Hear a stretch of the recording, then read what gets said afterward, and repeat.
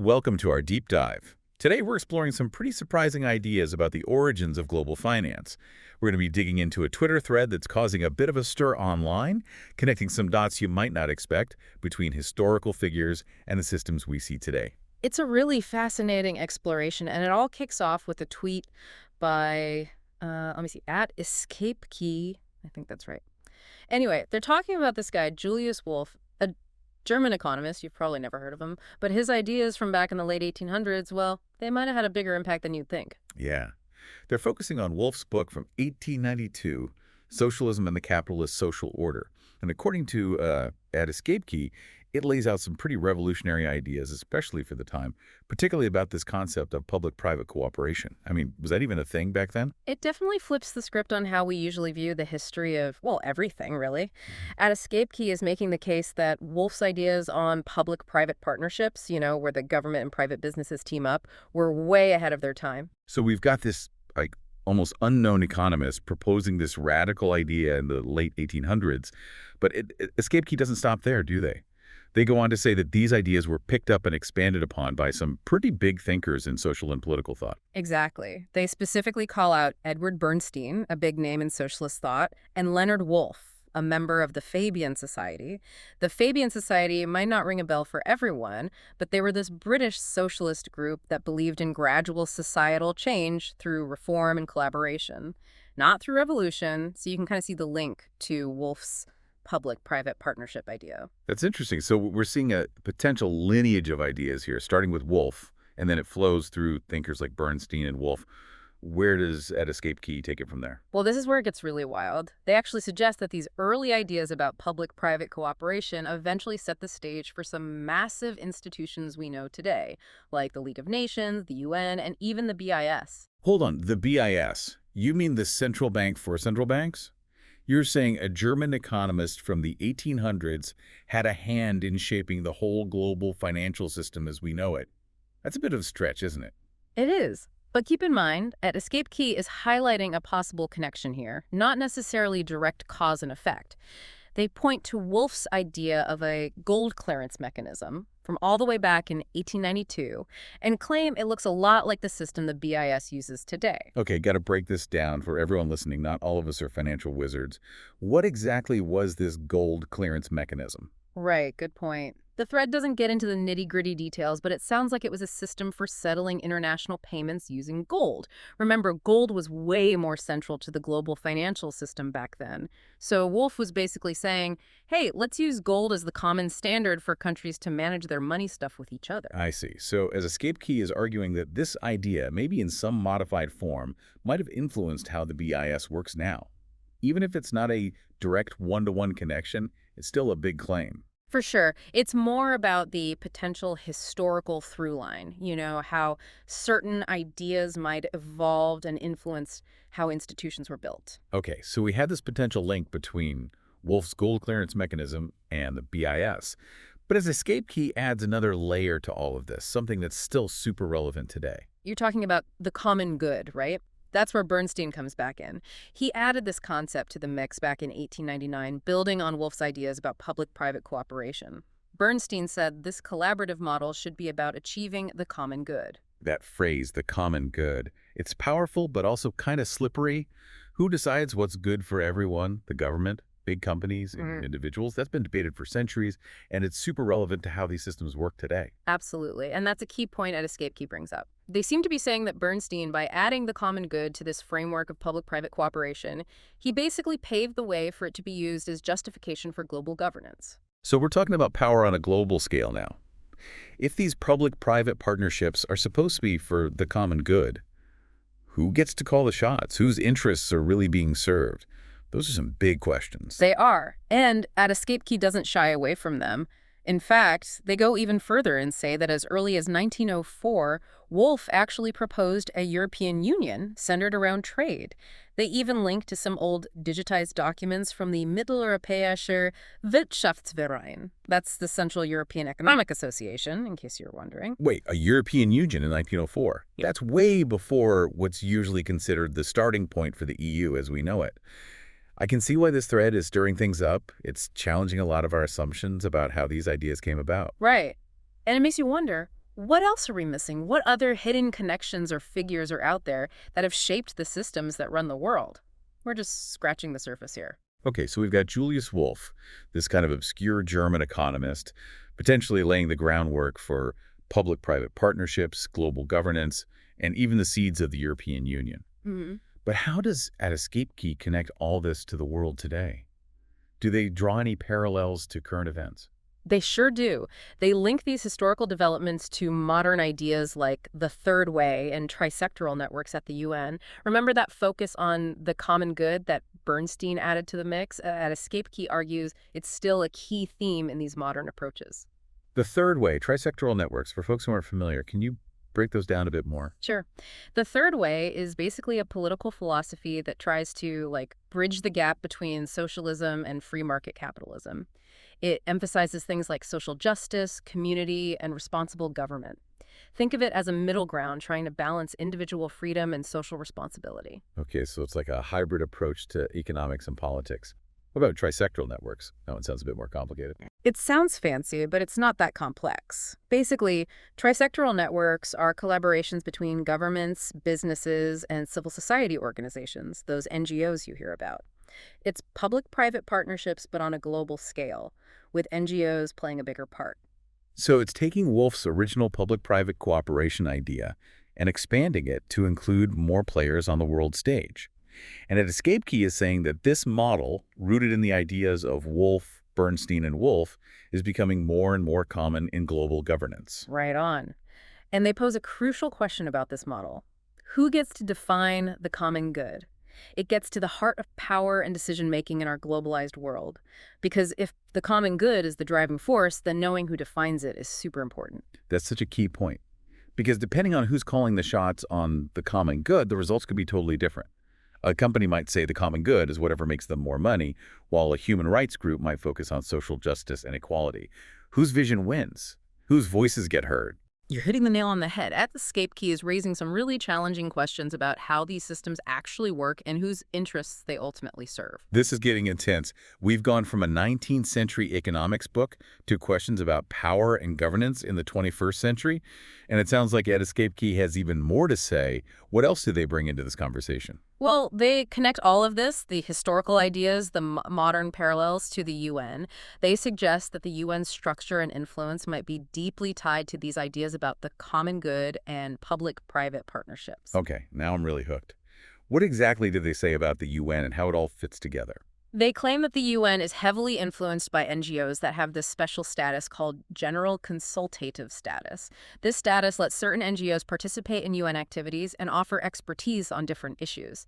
At Escape Key says these NGOs, often funded by taxpayers, have a big role in shaping global policy. So they're saying that the UN, which we usually think of as representing countries, is actually being steered by these powerful NGOs. That's a bold claim. It makes you think about who really has the power within these global organizations. It definitely raises questions about transparency and accountability. Who are these NGOs? What are their goals? How much power do they really have? These are all things worth digging into. It's fascinating how At Escape Key takes these historical threads and connects them to today.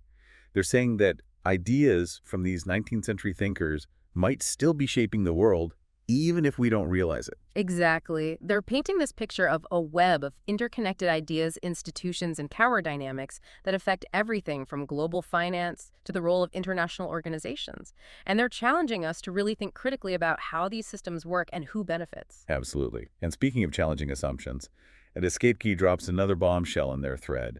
They link all of this, the history, the UN, the NGOs, to this concept they call trisectoral networks. We touched on it a bit earlier. Ah, yes, trisectoral networks. This is where At Escape Key really emphasizes how these ideas converge in a modern context. Okay, bear with me. I'm still wrapping my head around all this. Remind me again what exactly trisectoral networks are all about. It's a lot to take in. No problem. Remember those public-private partnerships? Well, trisectoral networks take that concept global. It's all about governments, businesses, and civil society organizations, like those NGOs, working together to tackle big global challenges. It's about shared goals and collaboration across different sectors. So it's like public-private partnerships on steroids, but at a global level, and with a huge emphasis on the role of NGOs. Exactly. And at Escape Key seems to be arguing that this trisectoral network model, with its roots in the ideas of Wolf, Bernstein, and Wolf, is becoming more and more prevalent in how the world is governed. Wow, we've gone from a 19th century economics text to the inner workings of the UN and the rise of trisectoral networks all in one deep dive. This is quite the journey. It is. And it gets even more interesting. Escape Key doesn't shy away from controversy. They suggest that these trisectoral networks might even represent a form of global coup d'etat, Whoa. undermining democratic processes. Whoa, hold on. A global coup d'etat. That's a pretty strong statement. What exactly do they mean by that? Their argument is that these unelected NGOs, often with their own agendas and funding, are having too much sway over global policy decisions. And this influence, they say, happens outside the usual channels of democratic accountability. So are they saying these NGOs are somehow taking power away from elected governments? It's not a coup in the traditional sense, like a military takeover. They're talking about a more subtle shift in power toward these unelected groups. I see. So it's about who holds the reins, who makes the decisions, and how much influence these unelected organizations might have over global policy. Cape Key is certainly raising some eyebrows with that one. They are. But it's important to remember, they're not presenting this as some conspiracy theory. They're raising concerns about the possibility of unaccountable power within these global systems. That's a crucial point. It's not about dismissing these ideas outright. It's about engaging with them thoughtfully and critically. After all, we've seen throughout history how power can become concentrated in the hands of a few, sometimes with unintended consequences. Precisely. And what's really interesting about At Escape Key's analysis is that they trace this potential power shift all the way back to the ideas of those 19th century thinkers. They're implying that the seeds of these trisectoral networks and the possibility of unaccountable power were planted over a century ago. That's what makes this deep dive so thought-provoking. It's not just about understanding current events, but about recognizing the historical roots of the systems that shape our world. Absolutely. And it reminds us that these systems aren't set in stone. They're constantly evolving, influenced by ideas, ideologies, and power dynamics. We need to understand where these ideas come from, how they've changed, and how they continue to shape the world today. Okay, so we've talked about Julius Wolff's public-private cooperation model, Edward Bernstein's focus on the common good, and Leonard Wolff's work on global governance. We've seen how At Escape Key links these ideas to the rise of trisectoral networks and the potential for a global coup d'etat, and even the origins of the BIS. What stands out to you as the most significant takeaway from all of this? That's a great question. I think what really strikes me is the realization that ideas have an incredibly long shelf life. Think about it. Concepts developed over 100 years ago can still resonate with us today, shaping how we understand power, governance, and the systems that impact our lives. It's a powerful reminder that we're not just living in the present, we're also carrying the weight of history. I totally agree. It really underscores the importance of historical awareness. We can't fully grasp the present without understanding the past. It's like trying to solve a puzzle without knowing what the picture is supposed to look like. Exactly. And I think At Escape Key's thread, with its bold claims and thought-provoking connections, serves as a powerful reminder that history isn't just a bunch of facts and dates. It's a living force that continues to shape the world around us. Well said. It's a reminder that we need to be critical thinkers, constantly questioning the narratives we're told, challenging assumptions, and engaging with history in a meaningful way. It's not about memorizing dates and names. It's about understanding the forces that have shaped our world and continue to influence our lives today. Absolutely. And I think this deep dive has given us plenty to think about.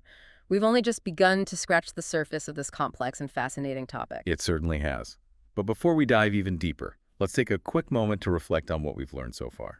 Picking up where we left off, that bold statement At Escape Key made about trisectoral networks being a sort of global coup d'etat. Right. We should remember they're not saying this is some crazy conspiracy, but it's more about raising a red flag about the potential for unaccountable power in these worldwide structures. Right. That's an important point. It's not about dismissing these ideas completely. It's more about looking at them critically and thinking things through, right? History has taught us that power can end up in the hands of just a few people. And sometimes that doesn't lead where anyone expected. Exactly. What I find really interesting about At Escape Key's analysis is how they trace this potential power shift back to those 19th century thinkers we've been talking about. It's like they're suggesting that the seeds of these trisectoral networks and this potential for unaccountable power were actually planted over 100 years ago. That's what I find so fascinating about this deep dive. It's not just about trying to understand what's happening in the world right now. It's about recognizing the historical roots of the systems and structures we see everywhere. It's like peeling back the layers of an onion, Mm. uncovering hidden connections and influences that we might not have noticed before. I like that analogy. And it reminds us that these systems aren't just fixed or static. They're constantly changing and evolving, influenced by ideas, ideologies, and power struggles. Understanding where these ideas came from, how they've developed over time, and how they continue to shape the world around us, that's crucial. Okay, so we've talked about Julius Wolff's public-private cooperation model, Etta Bernstein's emphasis on the common good, and Leonard Wolff's work on global governance. We've explored how At Escape Key connects those ideas to the rise of trisectoral networks and the potential for a shift in power dynamics at the global level. But there's one element of At Escape Key's thread we haven't really explored yet, the Bank for International Settlements, or BIS. Ah, yes, the BIS. A lot of people call it the central bank for central banks. It plays a really important role in international finance and how countries cooperate on money matters. At Escape Key makes a pretty bold claim about its origins, too. They suggest that Julius Wolff's idea of a gold clearance mechanism from his book in 1892 might have actually been a precursor to the system used by the BIS, which wasn't founded until 1930. That's a big leap, connecting an idea from a 19th century economics text to the inner workings of such a powerful global financial institution. It is quite a statement. It's almost mind-boggling to think that ideas from so long ago could have such far-reaching implications. But before we go too far down that road, can you remind me what exactly this gold clearance mechanism was that Wolf was talking about? Yeah, I'm a little fuzzy on that too. Of course. Unfortunately, Sapkey doesn't really go into the details of Wolf's proposal in their thread. They just say that it looks similar to the system the BIS uses. To really understand the finer points, we'd have to dig into Wolf's work and see what he was really getting at. True, but even without all the details, it's a pretty wild thought, isn't it? The idea that the very foundation of the BIS, an institution that plays such a huge role in international finance today, might have been influenced by an economic theory from the late 1800s. Absolutely. And it raises some interesting questions about how central banking has evolved and the role of gold in the international monetary system.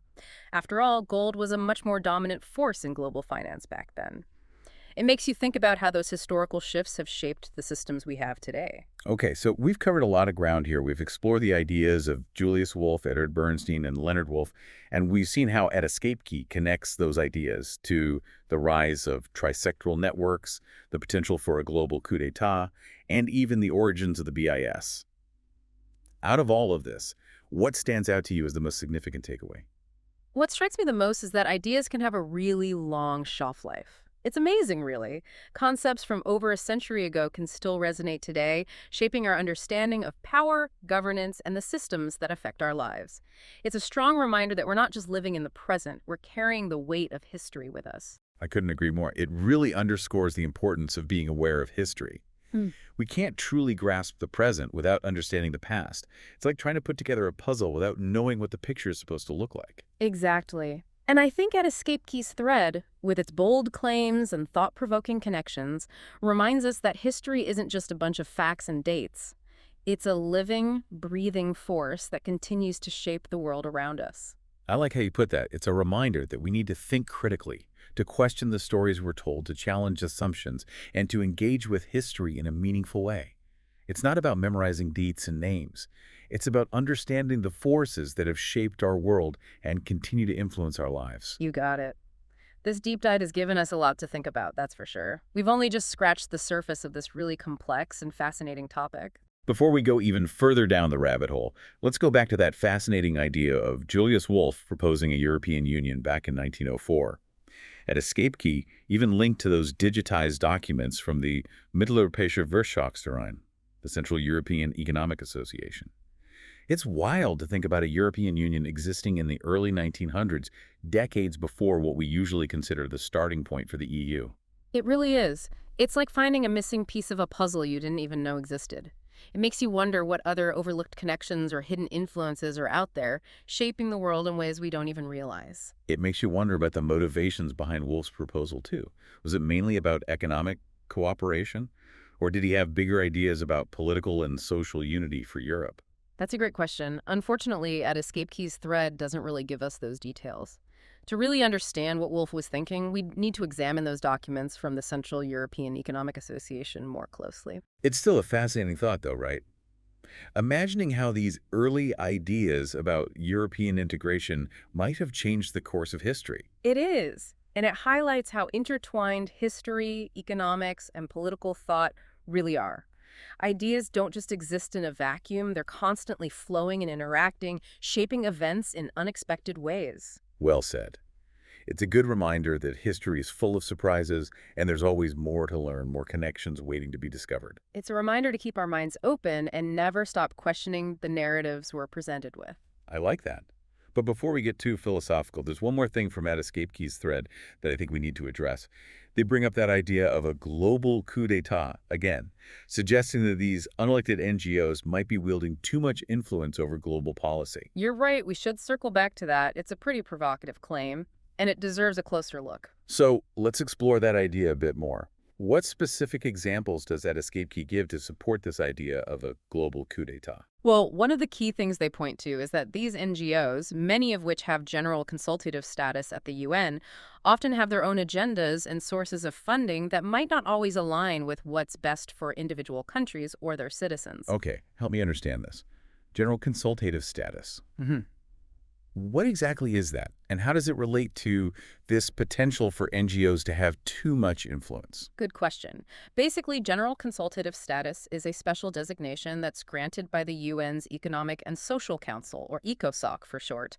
It allows certain NGOs to be a part of UN activities, go to meetings, submit statements, and essentially have a say in discussions about global policy. So it gives these NGOs a seat at the table, so to speak, when it comes to shaping global policy. But an Escape Key's concern is that these NGOs might be using this platform to push their own agendas, even if those agendas aren't in the best interests of countries or their citizens. Exactly. And they also point out that a lot of these NGOs get funding from different places, like private foundations, corporations, and even governments. So it raises questions about who's really calling the shots and whose interests are actually being served. I see what they're getting at. If an NGO is heavily reliant on funding from, say, a particular industry or a specific government, then it might be more likely to support policies that benefit those funders, even if those policies aren't good for the wider global community. That's exactly one of the concerns that Escape Key is raising. It's about transparency and accountability. They argue that we need to be more aware of where these NGOs get their money from, what their goals are, and how much influence they really have within these global institutions. So it's all about understanding those potential conflicts of interest, right? hmm And making sure that the people who might not have the same access to resources or influence still have their voices heard. Exactly. And Escape Key isn't trying to say that all NGOs are bad or anything like that. It's more about recognizing that power dynamics exist within these global structures, just like they do everywhere else. And it's about thinking critically, asking tough questions, and demanding transparency from those who hold positions of power. That's so important. We need to be aware of those dynamics, no matter who's involved, governments, corporations, or NGOs. It's about making sure that decisions are being made fairly, with accountability, and that they truly benefit everyone. You got it. And that brings us back to that big question. Who gets to define what the common good actually is? That question is at the heart of so many of the issues we've been talking about today.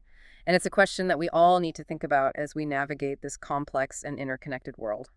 I think At Escape Key's thread, while it's definitely thought-provoking, has done a great job of highlighting that question and encouraging us to think critically about the systems that govern our lives. I agree.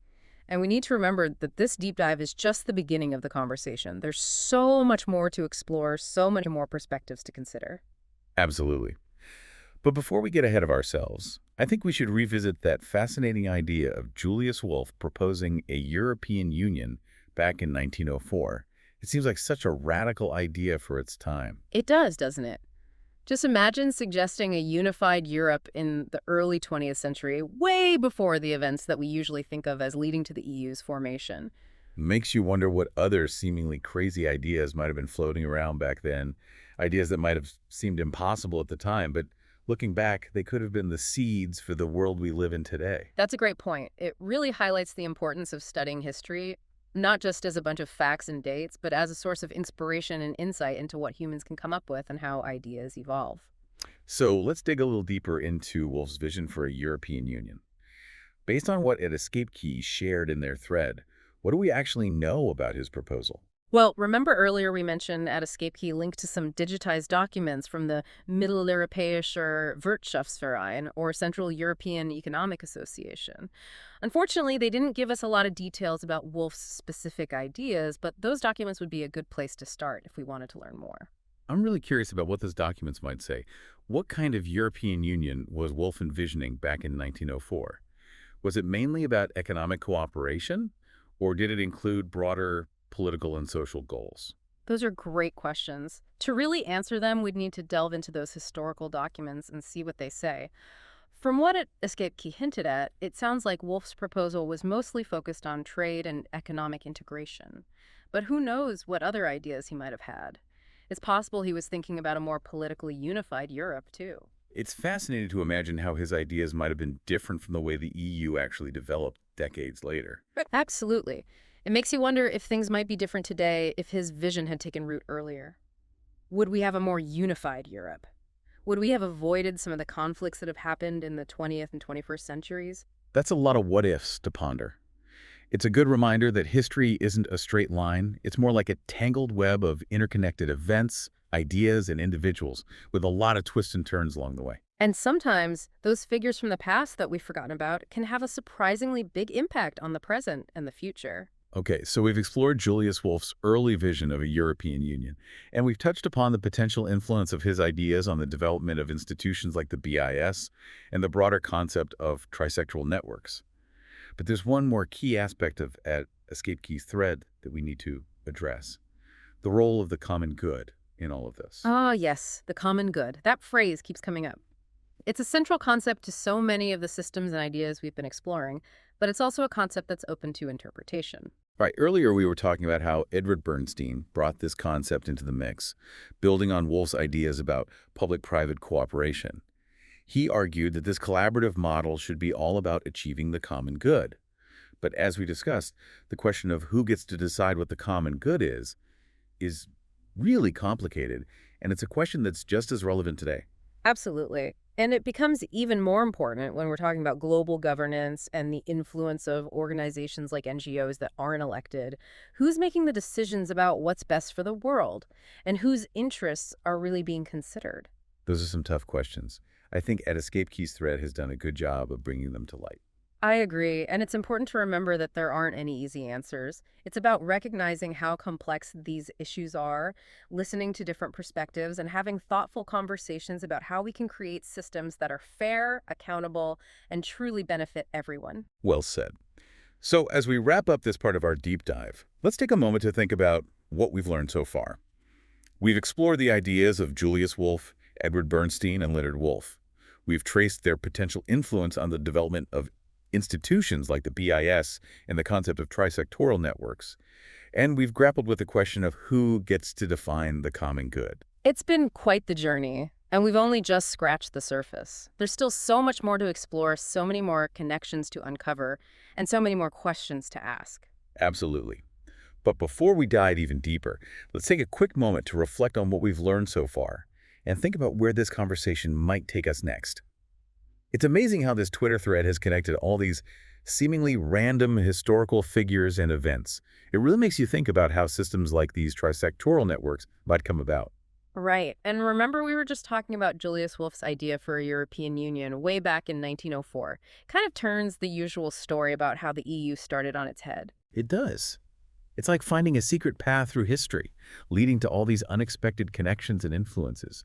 Makes you wonder what other overlooked figures or ideas are out there, shaping the world in ways we haven't even thought of. Exactly. That's what makes these deep dives so cool. They encourage us to look beyond the surface, to question the usual stories, and to explore how ideas, individuals, and historical forces all interact in these complex ways. It's like we're putting together this giant puzzle, and every new connection helps us see the bigger picture more clearly. So let's bring it back to At Escape Key's big question. Who gets to define the common good? We've talked about how this plays out in public-private partnerships, global governance, and even within the UN. But what does this question mean for regular people? People trying to navigate a world that's increasingly influenced by these systems. What does it mean for you and me? That's the big question, isn't it? I think what Escape Key is trying to do is make us more aware. It's a reminder that we need to be engaged citizens, informed about the things that are shaping our world, and willing to ask tough questions about who has power and how decisions are made. So it's not about just accepting the stories we're told. It's about actively looking for information, considering different viewpoints, and coming to our own conclusions. It's about being skeptical, asking why, and digging deeper to understand what's really going on behind the scenes. Exactly. And it's about realizing that the common good isn't some kind of universal, unchanging idea. It means different things to different people, and it's shaped by values, ideologies, and power dynamics. We need to be aware of those influences and talk to each other about what truly serves the best interests of everyone and the planet. I think Ed Capekey's thread has done a great job of making that point. By connecting those historical threads and showing how there's a potential for unaccountable power within these systems, they've given us a way to think critically about the world around us. I agree. And I think the key takeaway for everyone listening is this. Don't be afraid to ask questions, challenge assumptions, and demand transparency from those who hold power. The future depends on people who are willing to think critically and be a part of shaping the systems that govern our lives. Well said. This deep dive has been an amazing journey through history, economics, and the intricacies of global governance.